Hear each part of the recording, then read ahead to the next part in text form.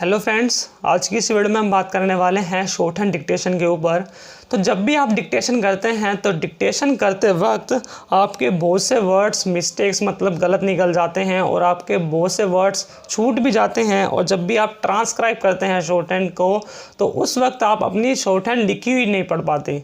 तो ये दिक्कत बहुत से स्टूडेंट्स में आती है, बिगिनर्स में। तो आज इसी कमी को हम दूर करने वाले हैं कि कैसे आप अपनी स्पीड बना सकते हैं शॉर्ट हैंड के अंदर और कैसे इन कमियों को दूर कर सकते हैं। तो नमस्कार दोस्तों, मेरा नाम है शिवम, आपका स्वागत है मेरे यूट्यूब चैनल पर Shivam steno and typing classes. सबसे पहले हम बात कर लेते हैं स्ट्रोक्स की। तो जब भी आप स्ट्रोक्स बनाते हैं तो आपके स्ट्रोक्स पूरे क्लियर होने चाहिए कि आप अपने स्ट्रोक्स ही पढ़ पाएँ। बहुत से स्ट्रोक्स होते हैं, आप जो बिगिनर्स होते हैं वो स्ट्रोक्स आपके टेढ़े मेढ़े होते हैं, किसी एंगल पे नहीं होते और बिल्कुल भी क्लियर नहीं होते। तो आपने स्ट्रोक्स आप क्लियर रखें और अच्छे से स्ट्रोक्स बनाएं।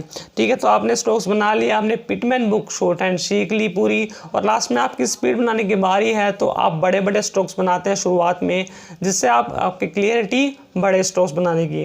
तो आप जब लास्ट में शॉर्ट हैंड की स्पीड बनाएंगे तो उस वक्त आप अपने स्ट्रोक्स को छोटा कर दें और जो दो स्ट्रोक्स के बीच में गैप होता है तो उस गैप को भी आप कम कर दें। तो इसमें आपकी स्पीड बनाने में हेल्प होती है। तो किसी भी स्ट्रोक्स को जब भी आप एक्सरसाइज प्रैक्टिस करते हैं, डिक्टेशन प्रैक्टिस करते हैं, एक्सरसाइज प्रैक्टिस करने के बाद आपको उसके डिक्टेशन लेते हैं तो कोई भी एक्सरसाइज आपको रटनी नहीं है।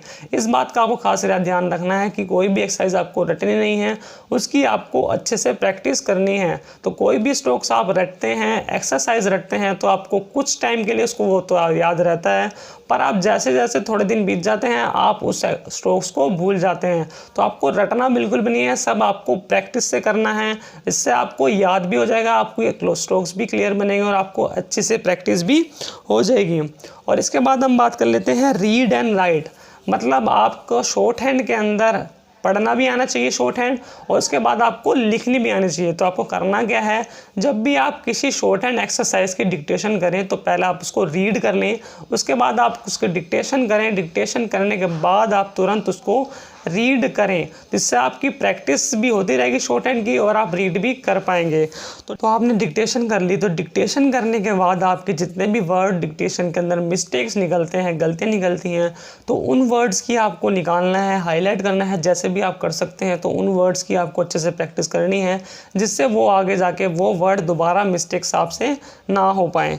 ठीक है, इसके बाद आपको रेगुलर प्रैक्टिस पे अपना ध्यान देना है। एक भी दिन आप गैप छोड़ देंगे, ऐसे आपने आज प्रैक्टिस करी तो आज प्रैक्टिस करने के बाद आप कल नहीं करी तो कल करने के बाद परसों करते हैं तो आपका इसके अंदर इंटरेस्ट चला जाता है, आपका बिल्कुल भी इंटरेस्ट नहीं बचता। तो आपको ऐसा नहीं करना, आपको बिल्कुल रेगुलर प्रैक्टिस करनी है, बरकरार रखनी है अपनी। तो आपको प्रैक्टिस स्टार्ट करनी है सुबह से ही। मतलब आप जब भी आपका नहाना धोना जो भी होता है, आपका ब्रेकफास्ट जो भी होता है, उसके बाद से ही आपको प्रैक्टिस करना स्टार्ट कर देना है, जिससे आपका सुबह सुबह फ्रेश माइंड होता है। तो फ्रेश माइंड के अंदर आपकी अच्छी खासी प्रैक्टिस हो जाती है। उसके बाद आप दोपहर के टाइम थोड़ा आराम कर सकते हैं और शाम के टाइम चाय पी के उसके बाद आप शाम के टाइम भी आपका फ्रेश माइंड होता है, आप घूम फिर के उसके बाद आप प्रैक्टिस स्टार्ट कर सकते हैं। और अपने माइंड में एक बात ध्यान रखना, अपने माइंड में कभी भी आप स्ट्रेस मत लेके आना शॉर्ट हैंड को लेके। आप जितना स्ट्रेस लेके आओगे आपको इतना घबराहट होगी, आप ज़्यादा शॉर्ट हैंड की प्रैक्टिस नहीं कर पाएंगे। तो आपको स्ट्रेस अपने माइंड में बिल्कुल भी नहीं लेके आना और प्रैक्टिस आपको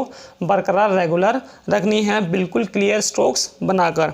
ठीक है, तो डिक्टेशन की गलतियां आपको निकालनी हैं, कितनी आपकी गलतियां निकली वो आपको प्रैक्टिस करनी है। इसके बाद बात हो गई, डिक्टेशन करते वक्त आपको अपना पूरा माइंड शांत रखना है और बिल्कुल शांत जगह पर आपको लीड लगाकर भी आप प्रैक्टिस कर सकते हैं, जिसका आपका पूरा कंसंट्रेशन पूरा शॉर्ट हैंड पर बना रहे और बिल्कुल शांत जगह पर आपको प्रैक्टिस करनी है। और डिक्टेशन आप जब भी करें, जैसे आप कोई स्पीकर बोल रहा है तो आप जब डिक्टेशन कर रहे हैं तो आपका कोई वर्ड छूट जाता है तो उस वर्ड को छोड़ के आपको आगे की प्रैक्टिस बरकरार रखनी है। और आप उस वर्ड के पीछे ही पड़ जाएंगे, आपको बनाना है तो आपका वो वर्ड भी नहीं बन पाएगा और आगे जितनी आपने प्रैक्टिस जो बोल रहा है स्पीकर तो वो आगे वाली प्रैक्टिस नहीं हो पाएगी। तो आपको इसी बात का ध्यान रखना है।